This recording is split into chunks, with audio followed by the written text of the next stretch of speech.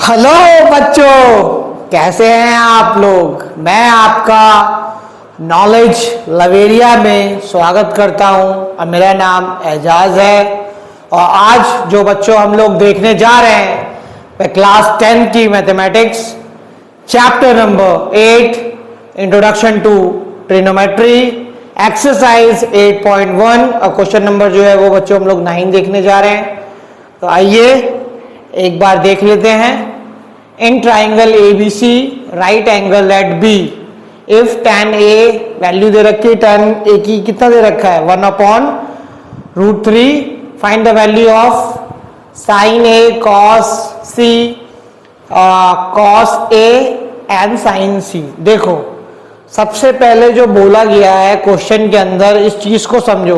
क्या बोला है इसने क्वेश्चन में कि एक ट्राइंगल बनाओ। तो ट्राइंगल बनेगा तो आपको तो पता ही है कि एक एंगल जो है वो इसमें 90 डिग्री बोल रहा है। कौन सा एंगल बोल रहा है? बी वाला बोल रहा है। ठीक है, ये बी हो गया। ठीक है, इसको मैंने बना दिया ए और इसको बना दिया मैंने सी। ठीक, अब देखो जब tan A बोल रहा है, tan A है यहाँ पे, यानी कि यहां से लेकर के यहां से बोल रहा है। ठीक है, तो ये परपेंडिकुलर हो जाएगा इसके थीटा के हिसाब से। ठीक है, और ये बेस हो जाएगा और ये क्या हो जाएगा? हाइपोटेनस हो जाएगा। अच्छा, तो tan का क्या होता है? tan का होता है P/B। तो P कितना हो गया? P जो है वो वहां पे 1 हो गया और B कितना हो गया? B जो है वो आपका √3 हो गया। इतना खेल हो गया। अब यहां पे सबसे पहले लगाओ by Pythagoras theorem. Pythagoras theorem by Pythagoras theorem हो गया। ठीक है, पाइथागोरस थ्योरम होता क्या है? h² equal to p² plus b²। इसके हिसाब से लिख लेते हैं। AC जो है वो क्या हो गया? हाइपोटेनस हो गया।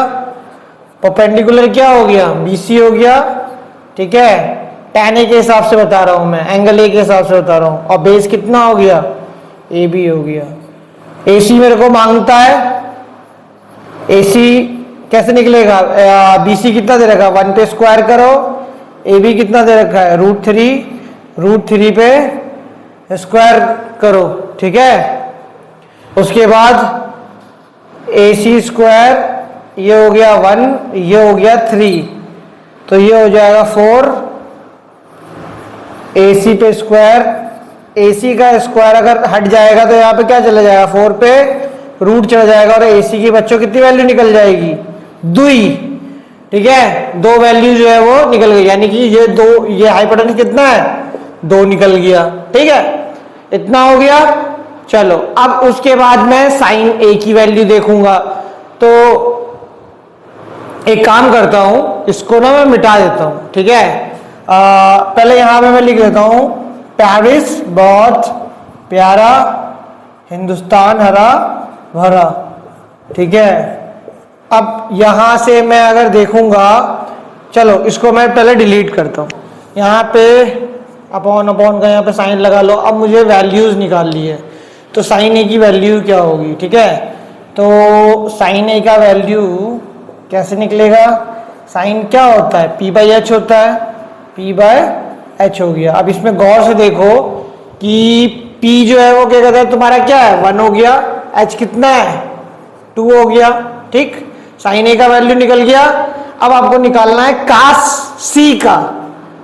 cos C, अब जब देखो cos C से देखोगे ना यहां से, तो यहां का खेल पलट जाएगा। इधर से देखोगे तो अब ये परपेंडिकुलर हो जाएगा। क्या हो जाएगा? ये परपेंडिकुलर हो जाएगा और ये क्या हो जाएगा? ये जो है वो इधर दूर कर देता हूं, यहां पे लिख देता हूं, ये बेस बन जाएगा। तो अब ये परपेंडिकुलर है, तो cos का क्या होता है? cos का होता है B/H। तो यहाँ पे H तो क्या होगा? H तो सबके लिए कॉमन है।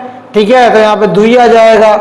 अब देखो यहाँ पे ये जो है इधर चला गया, तो ये परपेंडिकुलर हो गया इसके लिए। तो बेस इसका कौन सा होगा? इसका बेस 1 ही होगा ना। यहाँ पे समझ में आया? हम लोग एंगल C से देखेंगे तो ये परपेंडिकुलर हो गया, ये वाला। हिस्सा जो सामने वाले जो ये साइड्स होती है वो परपेंडिकुलर हो जाती है, तो ये बेस होगा, तो यहाँ पर भी 1/2 आ जाएगा। ठीक है, 1/2। उसके बाद कास ए का वैल्यू निकालो। फिर कास ए का क्या होगा, कास ए का तुम्हें पता है वही b/h होता है। तो अब कॉस ए से देखोगे तो ये परपेंडिकुलर होगा और ये बेस होगा। ठीक है, तो यहां पे लिख देना √3/2। और साइन सी देख लो, साइन सी, तो साइन सी आपका कितना होता है, p/h होता है। देखो p/h होता है। अच्छा, अब देखो साइन सी यहां से देखोगे, इसका मतलब p कौन सा होगा, ये हो जाएगा p। ठीक है, तो ये p हो जाएगा, तो कितना दे रखा है, √3 दे रखा है ना यहाँ पे, तो यहाँ पे √3 आ जाएगा। हाइपोटेनस तो सबके लिए कॉमन है। ठीक है, अब इनकी वैल्यू को मैं रख लूंगा सामने करके, तो देखो यहाँ पे इसकी वैल्यू को यहाँ से मैं डिवाइड कर रहा हूँ इसको। अब देखो साइन ए का वैल्यू कितना हो गया, 1/2 क्रॉस कॉस सी का कितना हो गया, 1/2। ठीक है, पॉजिटिव करो। उसके बाद ये कितना हो जाएगा, कॉस ए का वैल्यू √3/2 इंटू इसका भी जो है वो साइन सी का भी वैल्यू जो है वो √3/2 हो जाएगा। इसको कर दोगे तो 1/4 हो जाएगा। ये कितना हो जाएगा, देखो √3 से √3 को मल्टीप्लाई करेंगे तो इसका मतलब क्या होता है, √3 का स्क्वायर, और इस स्क्वायर से ये वाला रूट कट जाता है, तो आंसर 3 आएगा यहाँ पे। 3 हो गया है यहाँ पे। ठीक है बच्चों, और यहाँ पर भी इसको मल्टीप्लाई करेंगे तो ये हो जाएगा 4। अब देखो जब एलसीएम लेकर के हम लोग करेंगे तो एलसीएम तो इसका सेम ही हो जाएगा, और ये कितना हो जाएगा, 4 हो जाएगा। 4 से 4 कैंसिल आउट हो जाएगा, तो 1 आ जाएगा बच्चों। ठीक है, फर्स्ट पार्ट का जो परिणाम है वो बच्चों के कहते हैं मैंने निकाल दिया है। ठीक है, ये दे रखा है आपका सेकंड पार्ट, कास ए कास सी माइनस साइन ए साइन सी। चलो ठीक है, तो कॉस ए, ठीक है, क्या होगा इसका, कॉस का कितना होता है, b/h होता है। ठीक है, अब इस जगह से देखोगे तो b बेस कौन सा है, ये हो गया आपका √3, और यहाँ पे h कितना हो गया, तो 2 हो गया। ठीक है, उसके बाद जो है वो कास सी देख लो, b/h भी होगा इसका, लेकिन c की तरफ से देखना, तो c की तरफ से देखोगे तो बेस अब क्या आ जाएगा, बेस जो है वो ये नहीं रहेगा, बेस जो है वो ये हो जाएगा। ठीक है, यहाँ पे 1 आ जाएगा। ठीक है, तो 1 हो गया यहाँ पे, और h कितना होगा आपका, h जो है वो 2 आ जाएगा। समझ में आया ना बच्चों। जब देखो cos c से देखोगे तो यहाँ पे देखोगे तो इधर वाली जो सीधे स्ट्रेट लाइन होगी, जो भी एंगल के सामने वाला होता है वो परपेंडिकुलर होता है, तो बेस ये हो जाएगा, बेस जो है वो 1 है यहाँ पे दिया हुआ। ठीक है, अच्छा ये हो गया। फिर उसके बाद जो है वो साइन ए निकालता हूं मैं। ठीक है, साइन ए का वैसे ही देखना, साइन ए का क्या क्या होता है, p/h होता है, और परपेंडिकुलर जो है वो यहां से देखोगे तो यही हो जाएगा, तो यहाँ पे 1 हो जाएगा, और h जो है वो 2 हो गया। उसके बाद sine C, sine C equal to p/h, ये भी होगा। तो यहां से देखोगे, अब देखो यहां से देखोगे तो ये क्या हो जाएगा, ये जो है वो आपका परपेंडिकुलर हो जाएगा बच्चों। ठीक है, सी से देखूंगा मैं तो ये परपेंडिकुलर हो गया, तो यहां पे हो जाएगा आपका √3, और h कितना हो जाएगा बच्चों, 2 हो जाएगा।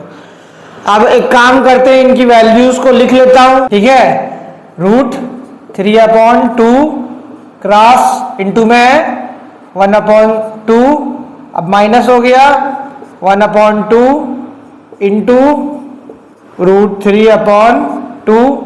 देखो इस वाले पार्ट को मल्टीप्लाई कर दोगे तो कितना हो जाएगा, √3, क्योंकि √3 1 से करोगे तो √3 हो जाएगा, 2 से 2 को मल्टीप्लाई करोगे तो 4 हो जाएगा, और 1 को √3 से करेंगे तो √3 हो गया, और ये कितना हो गया बच्चों, ये 4 हो गया।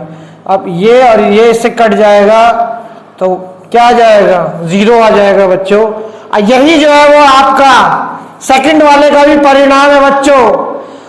तो ये वाला क्वेश्चन ही बच्चों मैंने आप लोगों को करा दिया है, समझा दिया है और बता दिया है। अगर आपको मेरा वीडियो अच्छा लगेगा तो लाइक जरूर करिएगा, सब्सक्राइब भी करिएगा और अपना ख्याल रखिएगा बच्चों।